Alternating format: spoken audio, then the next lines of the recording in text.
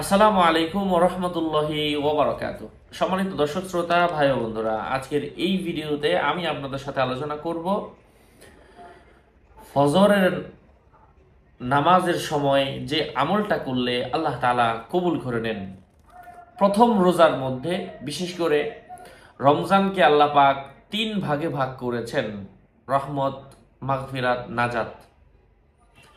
তো আল্লাহ সুবহানাহু ওয়া তাআলার পক্ষ থেকে আমরা অবশ্যই এই 30টা দিন রোজা তো অবশ্যই রাখবো। 30 দিনের মধ্যে 30টা বিশেষ আমল নিয়ে আমি আলোচনা করব, যে আমলগুলো করলে আল্লাহ তাআলা সন্তুষ্ট হন।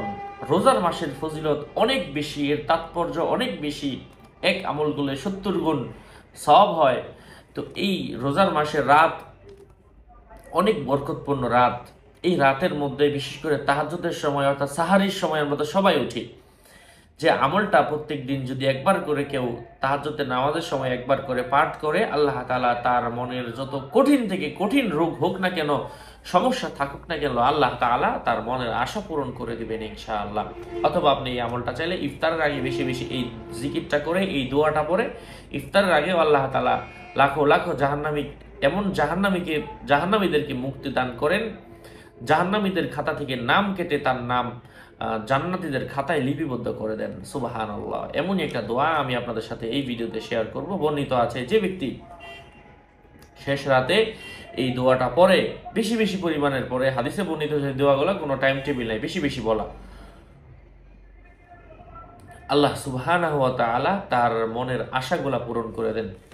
এটা হচ্ছে প্রথম রোজা। এমন 30 রোজার মধ্যে 30টা বিশেষ দোয়া আমি আপনাদের সাথে শেয়ার করব, 30টা হাদিস থেকে, যেগুলা করলে স্বয়ং আল্লাহ রব্বুল ইজ্জাত আপনার উপর সন্তুষ্ট হবেন, আপনার আশা আল্লাহ তাআলা পূরণ করে দেবেন। এমনই দোয়া আপনাদের সাথে শেয়ার করবো ইনশাআল্লাহ। আচ্ছা, প্রথম রোজার মধ্যে এই দোয়াটা পড়বেন, আমি দোয়াটা বলে দিচ্ছি। আর যারা এই চ্যানেলটি এখনো সাবস্ক্রাইব করেননি, সাবস্ক্রাইব করে দেন। রহমতের মাসে, মাগফিরাতের মাসে আপনি বন্ধুদের কাছে শেয়ার করে দেন। আশা করছি এই আমলগুলো যদি অন্য কেউ দেখে, একবার হলেও করে, আপনারটা কবুল হোক না হোক, কেউ যদি করে, আল্লাহ তাআলা সেটা কবুল করে নিলে আপনার আমল নামায় সওয়াবের অভাব হবে না। আল্লাহ তাআলা মুহূর্তের মধ্যে আপনার দোয়া কবুল করে নেবেন। আল্লাহ তাআলা আপনার উপর সন্তুষ্ট হবেন ইনশাআল্লাহ, এবং এর সওয়াব আপনার আমল নামায় চলে যাবে। আল্লাহ রাসূল সাল্লাল্লাহু আলাইহি ওয়াসাল্লাম বলেন, বাল্লিগু আন্নী ওয়ালাউ আয়া। যাই হোক, আমার পক্ষ থেকে একটি বাণী হলেও পৌঁছে দাও, মানুষের কাছে জানিয়ে দাও। আপনি হয়তো আমার কথাটা অন্যজনের কাছে বলবেন আমি যেভাবে বলেছি, অথবা আপনি শেয়ারের মাধ্যমে বন্ধুদের কাছে জানিয়ে দেবেন। দোয়াটা কি?